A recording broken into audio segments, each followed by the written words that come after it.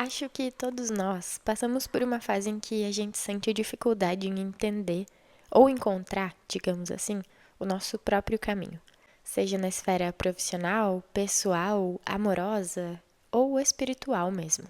No tarô, a carta da estrela marca o momento em que nós finalmente nos despimos das expectativas e projeções alheias para viver a nossa verdade. E é sobre isso que a gente vai refletir nesse episódio. Te convido a inspirar profundamente, pausar por um momento e expirar lentamente. Tenta perceber que agora tudo está bem e que quando vivemos com presença é muito mais fácil encontrar direcionamento. Oi, o meu nome é Bibiana, eu sou uma escritora e cartunista brasileira e eu estou ilustrando o meu próprio baralho de tarô. No episódio de hoje eu vou ilustrar a carta da estrela e conversar um pouco sobre autenticidade. Você pode acompanhar essa série no meu podcast pelo YouTube, Spotify, Deezer, Apple ou Amazon. E pode também me seguir no Instagram e no Substack para acompanhar as minhas tirinhas semanais. Eu relutava sempre antes de começar a escrever porque pensava que devia criar algo com que o maior número de pessoas possível se identificasse. Daí o porquê a grande maioria dos meus textos raramente saírem dos rascunhos. Eles são sempre sobre mim. E como alguém que desenvolveu uma introspecção talvez meio exagerada ao longo da vida, eu não acreditava que conseguiria cativar muitos leitores falando sobre as coisas que eu vivi. Sinto que eu vivi a maior parte da minha vida dentro do mesmo quarto, inventando, sentindo e pensando. Tive oportunidades de explorar o mundo exterior e algumas delas eu até usei, mas parecia que, ainda que eu saísse, eu sempre voltava para o mesmo lugar. E lá fora eu não encontrava nada mais emocionante do que as minhas fantasias mentais. Fantasiar sobre a realidade tornava as coisas mais suportáveis, eu acho. Definitivamente torna as coisas mais interessantes. Pelo menos até que você, um dia, nos seus 20 e tantos anos, percebe que deixou de viver a realidade porque se apegou a medos, orgulhos e inseguranças que, na verdade, nunca foram seus. E aí se inicia um processo bastante doloroso, que é a aceitação. Quando eu tirei as lentes cor-de-rosa que eu usava para enxergar a vida, eu percebi que aquele quarto era pequeno demais, que a minha independência mais parecia solidão e as pessoas tinham mais para me oferecer do que eu queria admitir.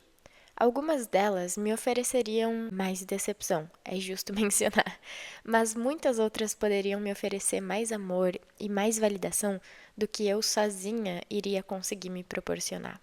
Aceitar que a realidade não é assim tão bonita e que nós não somos assim tão fortes exige muito autocuidado, porque tem duas vias principais quando a gente se percebe numa situação difícil. De um lado, existe a depreciação de tudo, inclusive de nós mesmos, a frustração. Mas, do outro lado, existe uma força propulsora para a mudança. Só que qualquer desses dois caminhos pode ser destrutivo sem o autocuidado, já que mudar não contém em si, necessariamente, um valor positivo. Tem como mudar para pior, especialmente se o nosso diálogo interno for autodepreciativo.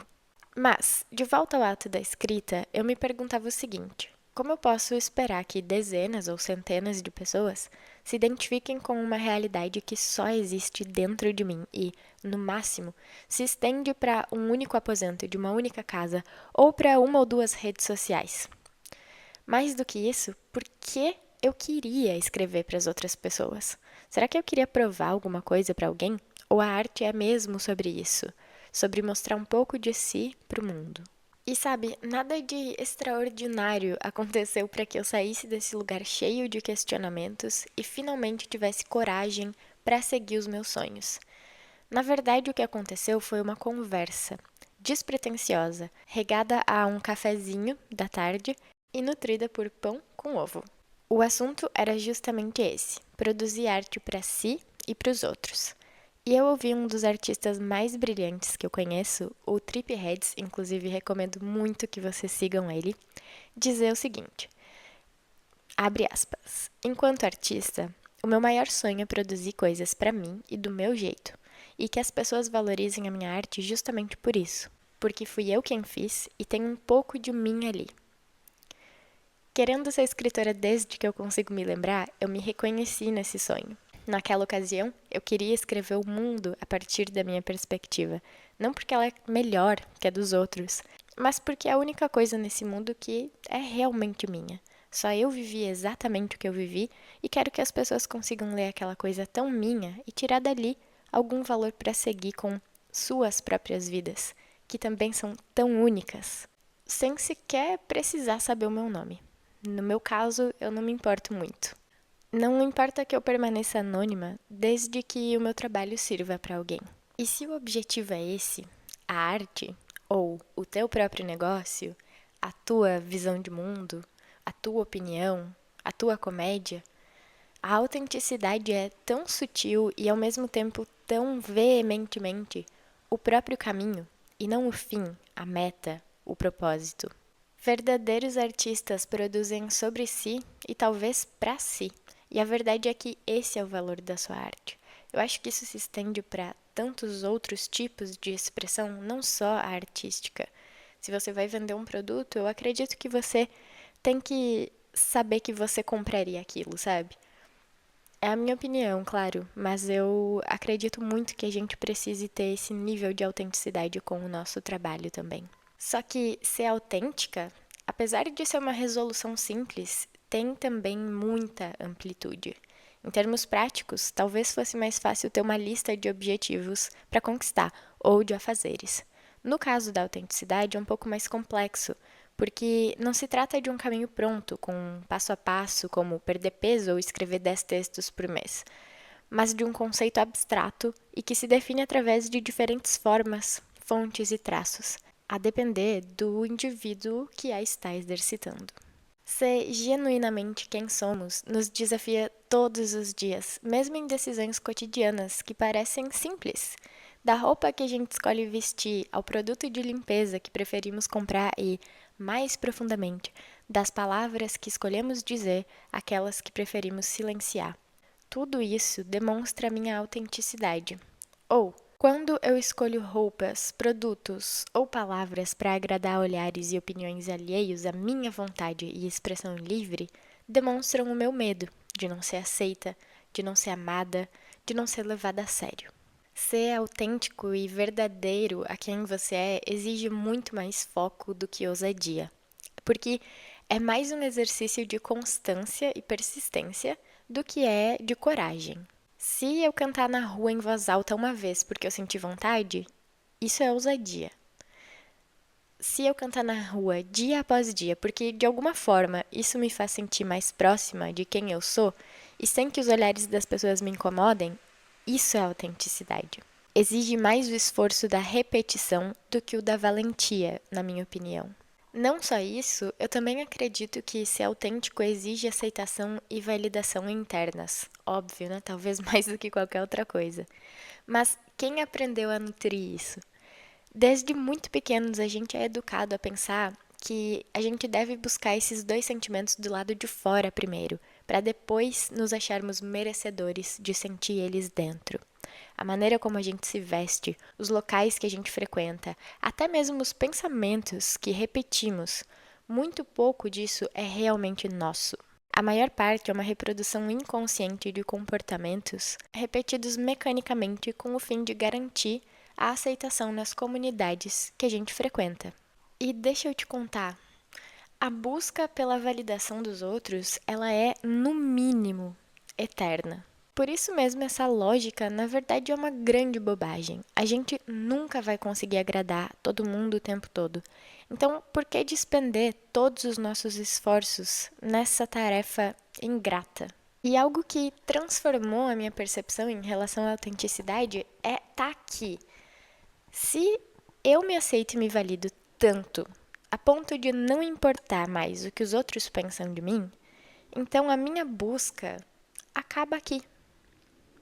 E eu posso usar toda essa autoaceitação para criar mais de mim, mais dos meus textos, dos meus desenhos, mais das minhas vontades, mais das minhas histórias e experiências. Pode parecer abstrato tentar medir nosso progresso na autenticidade, porque não se pode colocar autenticidade num papel e marcar um check quando a gente achar que tá autêntico o suficiente, né? Como se isso fosse um item que tu compra no supermercado. Para medir a autenticidade, eu uso uma ferramenta diferente, a presença. Eu falei dela no início do episódio. Eu me dedico a perguntar frequentemente se as coisas que eu desejo me aproximam mais do que eu quero ser ou se elas estão me protegendo diante do julgamento dos outros. Depois de entregar-se ao processo de transformação e desapegar das estruturas ultrapassadas da torre, pensamentos, hábitos, comportamentos e crenças, a estrela finalmente faz brilhar o sucesso especializado, a mente refinada, a verdade, a determinação, a concentração, a vibração elevada e as revelações através da meditação.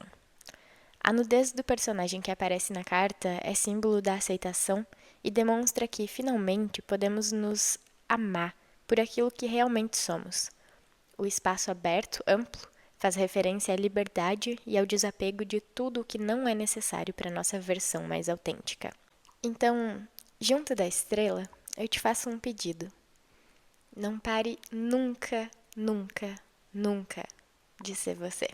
Você pode participar das nossas lives toda segunda às 10 da manhã, onde temos leituras de tarô para a semana e também uma discussão mais aprofundada sobre cada um dos arcanos que eu estou ilustrando. Você pode também se tornar um membro do canal, apoiando ele, para ter acesso à gravação dessas lives sempre que você quiser, e pode aprender a ler o tarô comigo através da abordagem não violenta com o meu curso Clube do Tarô. Tá tudo no meu site. Tchau!